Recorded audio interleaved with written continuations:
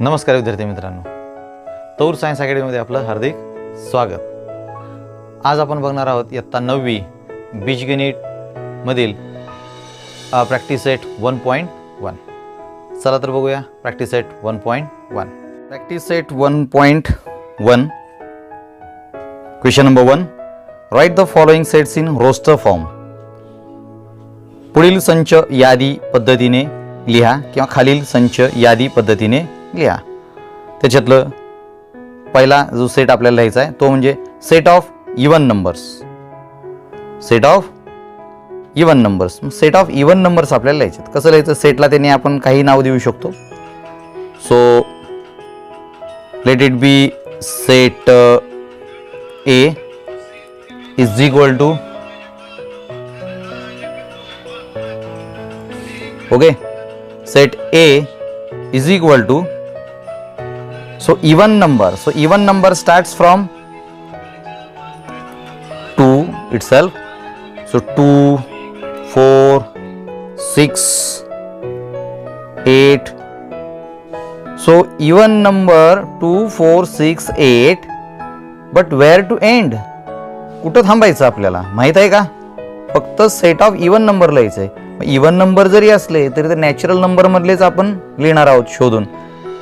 पण मग 2 पासून सुरुवात केलं. We have started from 2 but there is no end for even number.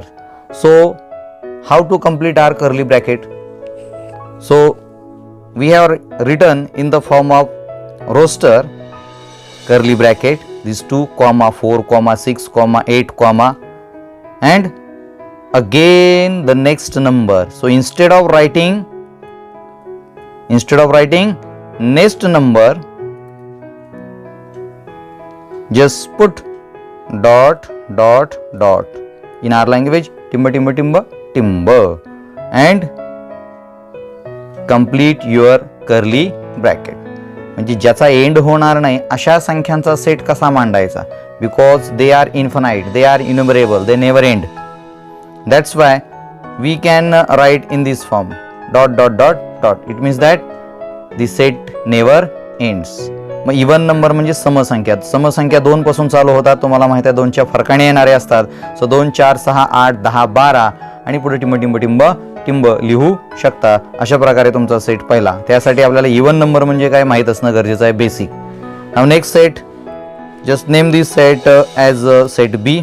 Set of even prime numbers from 1 to 50. Even prime numbers. आता condition बघा काय, म्हणजे ही प्रॉपर्टी आहे सेटची. ऍक्च्युली सेट बिल्डर मध्ये दिल्यासारखं समजूया आपण. Even prime numbers. मग ज्यांना माहित आहे ते लगेच लिहितील. जी संख्या इवन पण आहे and प्राइम पण आहे, सम पण आहे आणि मूळ पण आहे, अशी फक्त एकच संख्या आहे. One and only one, that is 2. and that's it. Our set is completed. Complete the bracket, curly bracket, no comma, no anything, because from 1 to 50 one and only 2 is the even and prime numbers. Okay, remember in your mind. Now third set, set of negative integers. Let it be set C. So set negative integers. And negative integers म्हणजे आता आपल्याकडे integers म्हणजे positive पण असतात आणि negative पण असतात, बरोबर की नाही? आपल्याला निगेटिव्ह लिहायला सांगितलं. मग निगेटिव्ह म्हणजे कसे असतात रे? जर नंबर लाईन वरती पाहिलं तर 0च्या डावीकडे -1, -2, -3, -4 वगैरे वगैरे वगैरे असतात, बरोबर की नाही? आणि डावीकडे वाढत जातात त्या.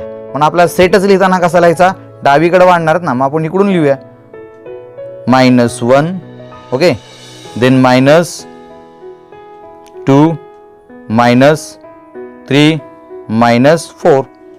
काय राहिलं ते द्यायला? Comma comma comma comma and okay. आता तुम्ही म्हणाल इकडून का लिहिलंय ते?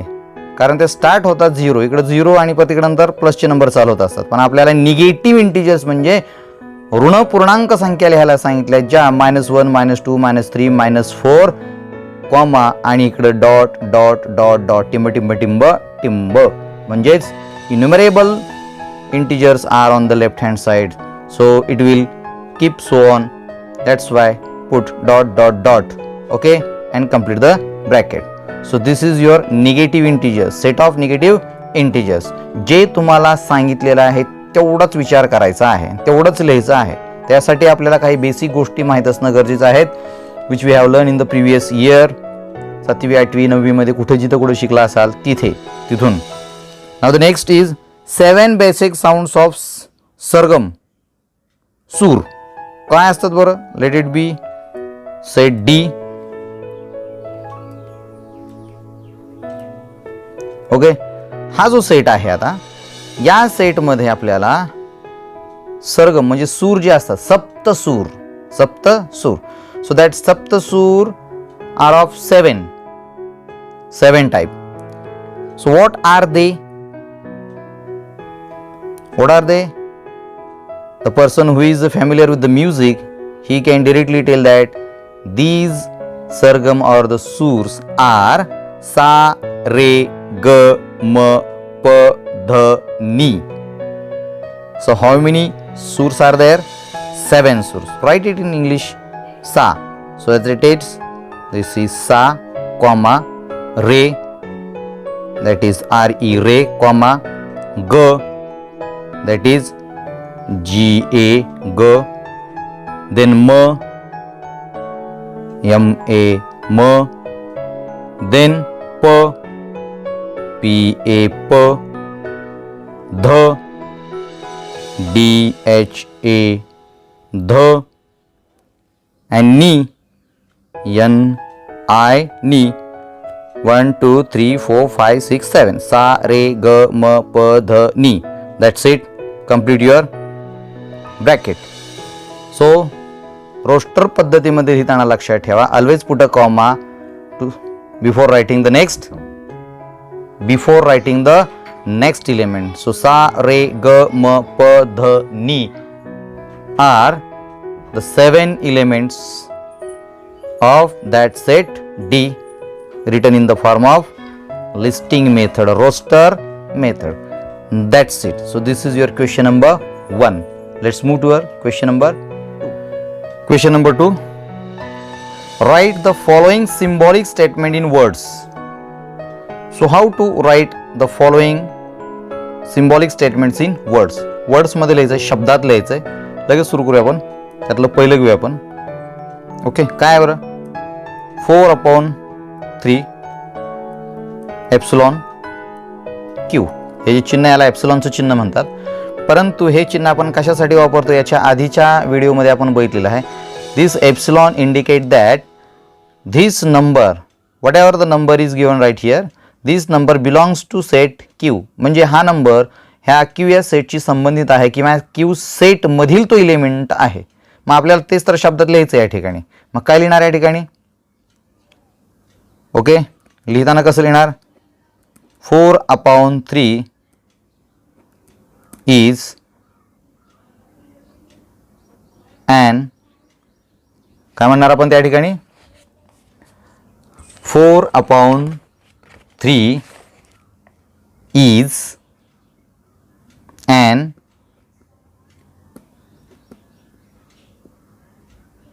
element of set Q, or you can write, कसं लिहू शकता? 4/3 belongs to set Q. हेही तुम्ही वाक्य लिहिलं तरी काय हरकत नाही, दोन्हीचा अर्थ एकच आहे. म्हणजे 4/3 हा सेट Q मधील घटक आहे किंवा Qचा घटक आहे. बरोबर? म्हणजे मराठीत सुद्धा आपण या ठिकाणी लिहू शकतो. कसं लिहायचं तुम्हाला इथे लिहून दाखवतो. 4/3 हा संच क्यूचा घटक आहे. अशा पद्धतीने तुम्ही ते मराठीमध्ये सुद्धा लिहू शकता. त्यातलं दुसरं बघूया आपण लगेच. सेकंड काय आहे बरं? सेकंड काय? -2. ॲप्सिलॉनचं चिन्ह त्याच्यावर काट मारलेली आहे. अँड एन म्हणजे काय? So capital N is the set of natural number. मग नॅचरल नंबरमध्ये निगेटिव्ह घटक असतात का? निगेटिव्ह इंटिजर्स असतात का? नसतात. मग आपल्याला -2 हा सेटमधील घटक नाही आहे. -2 is not, it does not belongs to the set N. मग त्याला लिहिणार कसं आपण? -2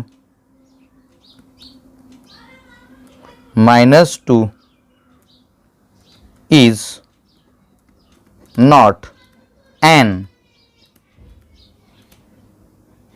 element of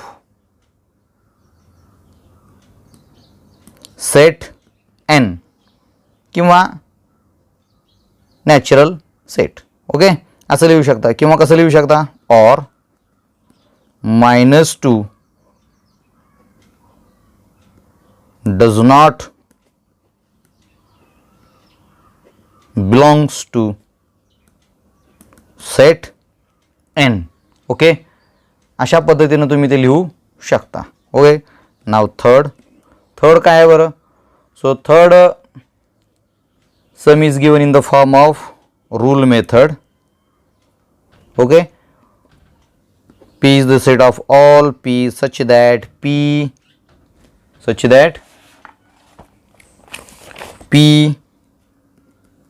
is an odd number.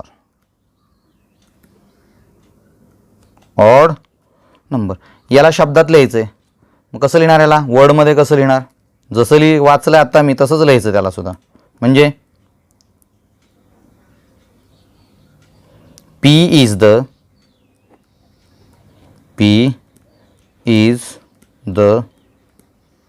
set of all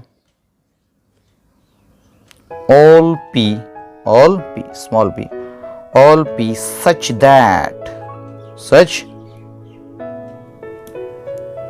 such that P is an odd number. That's it. मराठीत कसं लिहिणार त्याला? P हा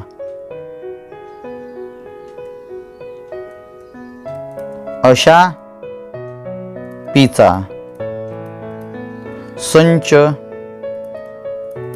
आहे की P ही विषम संख्या आहे. विषम संख्या अशा पद्धतीने तुम्ही त्याला लिहू शकता. Okay, so quite simple is question number 2. Question number 4. तुम्ही म्हणाल क्वेश्चन नंबर 4 डायरेक्टली कसं काय घेतला? क्वेश्चन नंबर 3 काय आहे? Write any 2 sets by listing method and by rule method. So कुठलेही 2 सेट आता तुम्ही त्याला प्रॅक्टिससाठी स्वतः करू शकता असं मला वाटतंय. ओके, सगळंच बघून करण्यात काय मजा आहे? थोडीशी स्वतःची प्रॅक्टिस पण केली पाहिजे. So for question number 4, write the following sets using listing method. Listing मेथडनी परत एकदा लिहायचं आहे आपल्याला. So in that question number 4, first is all months in the Indian solar year. Indian solar year कोणत्या आहेत बरं? सोलार इयर मध्ये इंडियन मंथ सोलार इयर मधले कोणते कोणते? चैत्र, वैशाख, ज्येष्ठ, आषाढ, श्रावण, भाद्रपद, आश्विन, कार्तिका, त्यानंतर मार्गशीर्ष किंवा त्याला अग्रहायण काहीतरी म्हणतात, त्यानंतर पौष, माघ आणि फाल्गुन. हे सगळे मंथ आहेत इंडियन सोलार सिस्टीम मध्ये. बरोबर, इंडियन सोलारचे जे आपले मंथ आहेत एवढे 12 आहेत. परंतु ग्रेगरियन जे असतात ते वेगळे आहेत. जानेवारी, फरवरी, मार्च, एप्रिल, मे, जून, जुलै, ऑगस्ट, सप्टेंबर, ऑक्टोबर, नोव्हेंबर, डिसेंबर ते ग्रेगरियन इयर म्हणजे इंग्लिश. आपले हे मराठी आहेत. ते तुमचे जर पाठ असतील तर ते लिहायला काय हरकत नाही. ओके, त्याच्यामुळे इथं मी काय करतो आता लिहून दाखवतो तुम्हाला मी. ओके, हे तर तुमचे काय झाले इंडियन सोलार इयर मधले सगळे मंथ झाले बघा. चैत्र, वैशाख, ज्येष्ठ, आषाढ, श्रावण, भाद्रपद, अश्विन, कार्तिक, मार्गशीर्ष, पौष, माघ आणि फाल्गुन.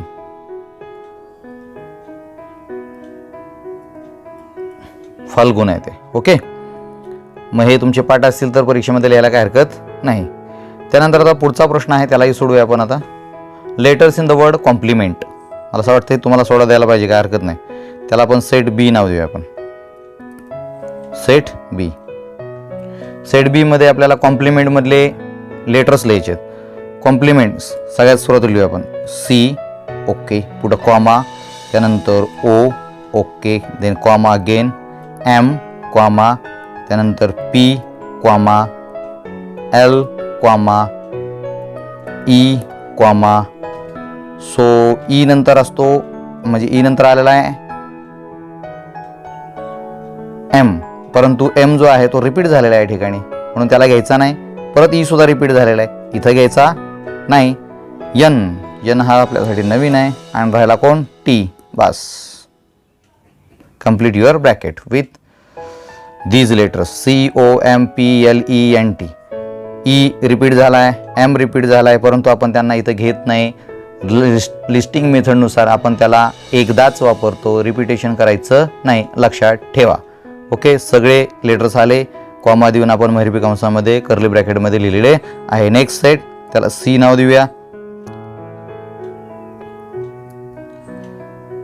Set of human sensory organ.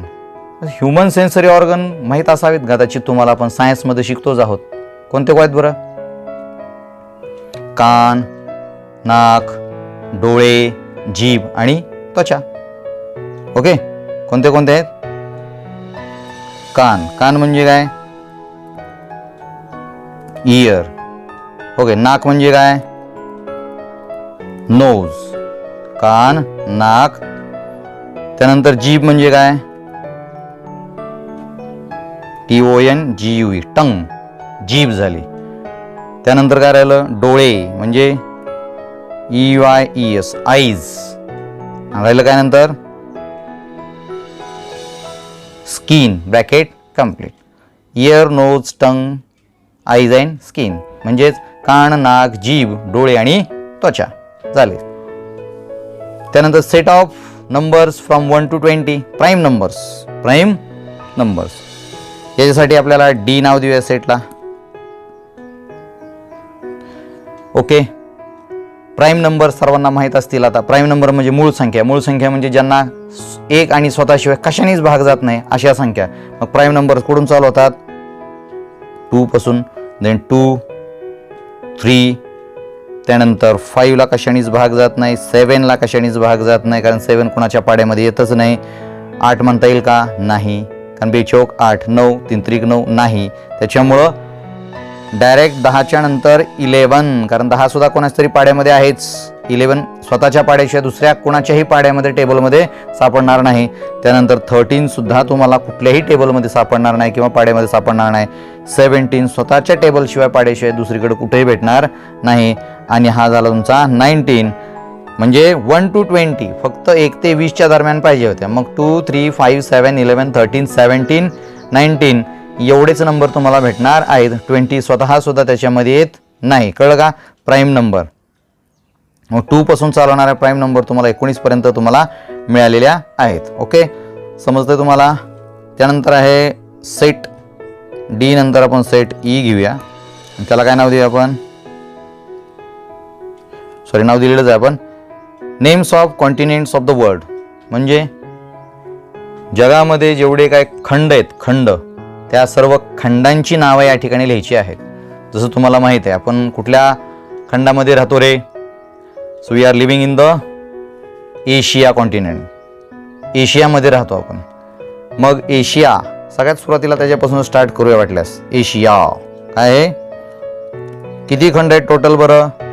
Asia, Africa, then Europe, North America, South America, Antarctica and Australia. Okay, हे सर्व खंड आहेत. एवढे जगामध्ये 7च खंड आहेत. 1, 2, 3, 4, 5, 6 आणि 7च. सो एशिया आपण तिकडे राहतो म्हणून आपण त्याला सुरुवातीला लिहिलं तर काय हरकत नाही. So it is are Asia. Then Africa, हे की नाही, आफ्रिका. काहीतरी वेगळं कोणी वागलं तर आपण नेहमी म्हणतो काय रे आफ्रिकातून आला का तू. तो हा आफ्रिका खंड आहे, तिकडे बरेच देश आहेत त्याच्यामध्ये. त्यानंतर युरोप. युरोप म्हणजे प्रगत देशांपैकी बरेचसे देश या युरोपमध्ये आहेत असं आपण म्हणतो, आहे की नाही. सध्या कोरोनाच्या पार्श्वभूमीमध्ये युरोपमधले बरेच देश जे आहेत ते सर्वात सुरुवातीला काय झाले, कंटेनमेंट झोनमध्ये जाऊन बरंच त्यांच्याकडं तो पसरलेला होता, तो हा युरोप. त्याच्यानंतर नॉर्थ अमेरिका. अमेरिकाचं पण काय बोलूच नका तुम्ही, आहे का नाही, तिकडं तर खूपच प्रचंड आपल्यापेक्षा जास्त आहे नॉर्थ अमेरिका. त्यानंतर south America.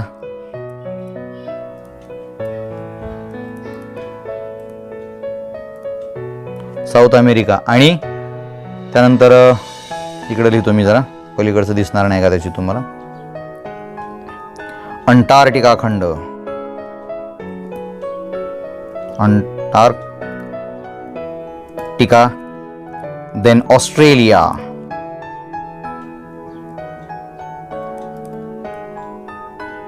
Australia. That's it. 1, 2, 3, 4, 5, 6 and 7.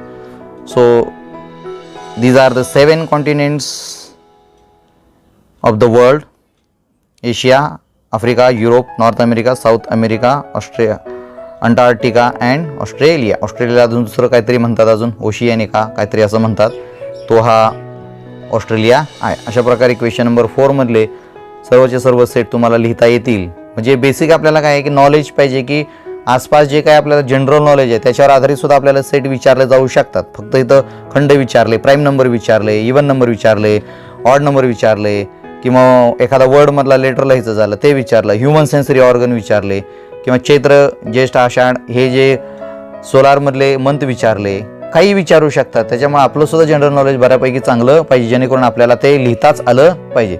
बरं, सेट लिहिता येतो पण आपल्याला ते नॉलेज नसल्यामुळे जर लिहिता नाही आलं तर तिथं नुकसान तुमचंच आहे. ओके, चला आपण क्वेश्चन नंबर 5 कडे जाऊया. Question number 5. Question number 5. आता क्वेश्चन नंबर 5 जो आहे आपला, त्यामध्ये काय सांगितले आपल्याला, right the following sets using rule method. आधी लिस्टिंग झाली, आता रूल मेथडने लिहायचं आहे.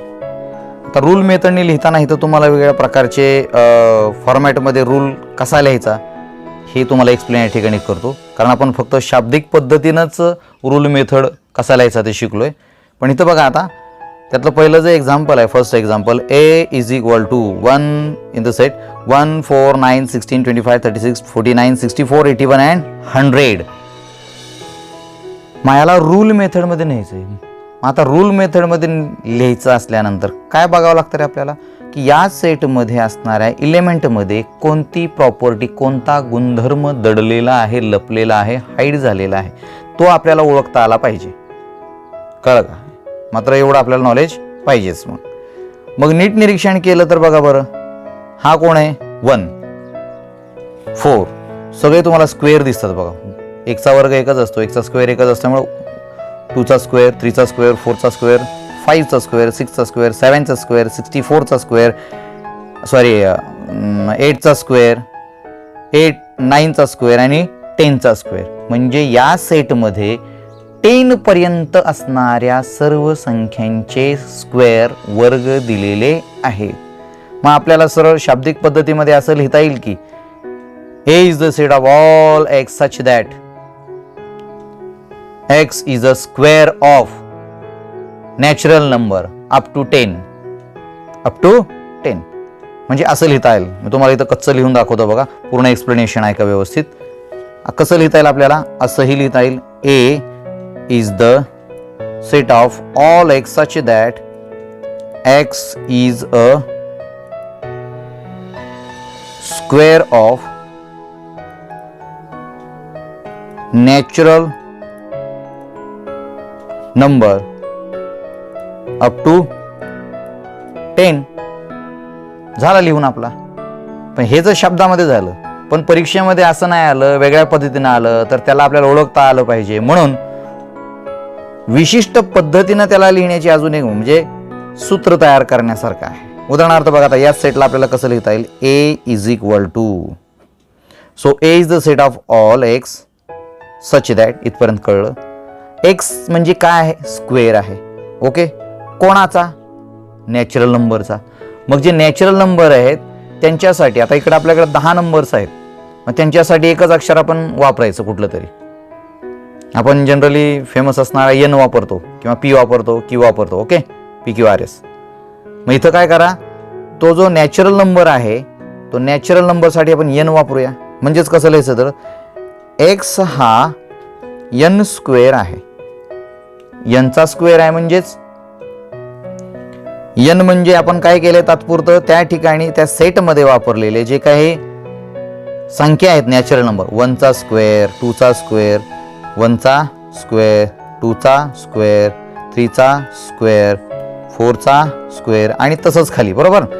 मग जर आपण इथं 1चा स्क्वेअर, 3चा स्क्वेअर म्हणजे फक्त डिरेक्टली आपण एक फॉर्म्युला तयार केला की एन म्हणजे काय, तुमची नॅचरल नंबर आहे, त्याच्या डोक्यावर 2 ठेवलं म्हणजे त्याचा स्क्वेअर होतो. अशा किती संख्या आहेत आपल्याकडे नॅचरल? 10.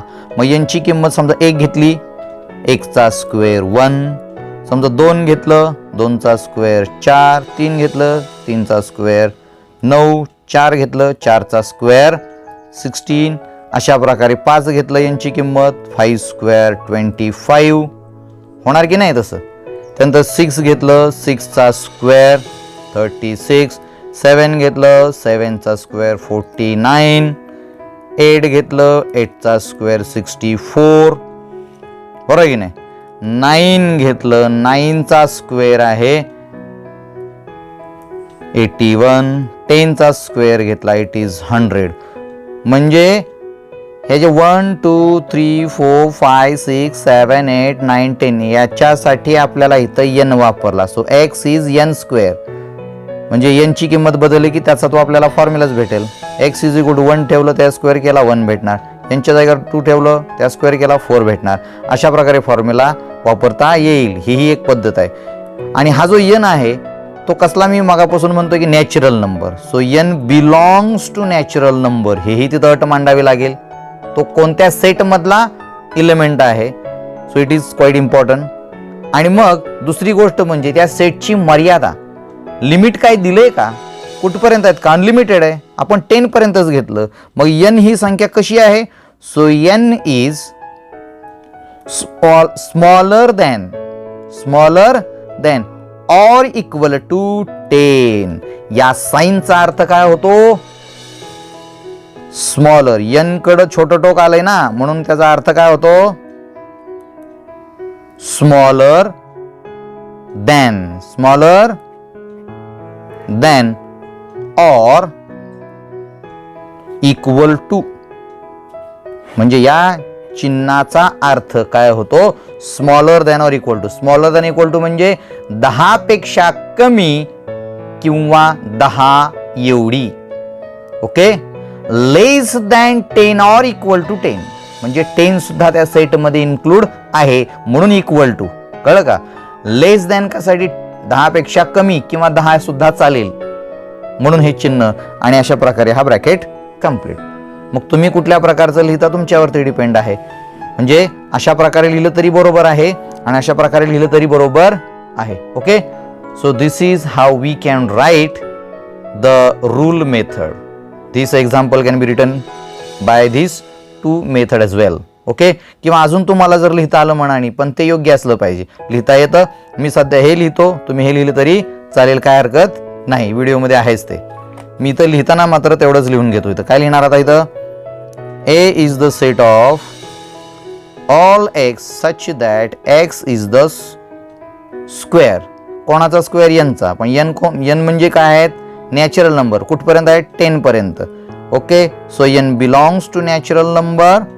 आणि लिमिटेशन जे आहे ते शेवटी लिहायचं. काय लिमिट आहे त्याचं बघा की N is smaller than or equal to 10. Okay. जर तुम्हाला साइन असं दिलेलं असेल, असं साइन दिलेलं असेल बघा कसं, N is greater than or equal to 10. ह्याचा अर्थ काय? मग N is greater than 10 or equal to, अरे की नाही, 10 किंवा 10 पेक्षा मोठी संख्या, असा त्याचा अर्थ होतो. तर हेही लक्षात असू द्या. Let's move towards the second example, that is B. Set B कसा लिहायचा? याच्यामध्ये काय दिले रे तुम्हाला? 6 12 18 24 30 36 42 48. मला तर हा 6चा टेबल दिसतोय, 6चा पाडा, 6च्या पटीतल्या संख्या. आलं लक्षात? Multiple of 6, multiple of 6. यालाही आपल्याला 2 पद्धतीने लिहिता येतं. कसं लिहिता येतं बरं 2 पद्धतीनं?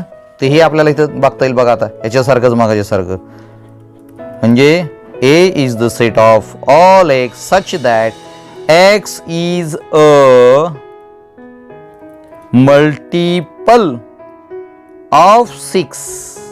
आता लिमिटेशन काय दिलंय का दिलंय?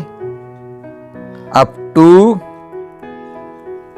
50, up to 50 and the bracket complete. Okay, म्हणजे असंही तुम्हाला लिहिता येईल.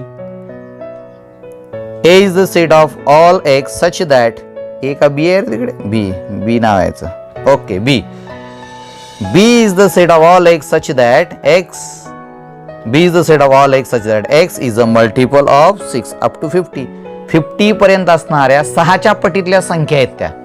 आणि 6च्या पटीतल्या ज्या संख्या असतात त्या संख्या आपल्याला 6चा पाडा म्हणून सांगता येतात. परंतु 48 पर्यंतच दिले त्याने, म्हणजे 50च्या आतले आहेत ना. यालाच आपल्याला दुसऱ्या पद्धतीनं फॉर्म्युला मेथडनी कसं लिहिता येईल? B is the set of all x such that x is the multiple of 6. मग 6च्या पटीतल्या संख्या आहेत, म्हणजे कशाला तरी 6 गुणल्यानंतर येणार आहेत, म्हणजे 6n. मग यांची किंमत इथं आपण जे काही ठेवू आपण, म्हणजे कसं येणार? 6 into 1 6, 6 into 2 12, 6 into 3 is equal to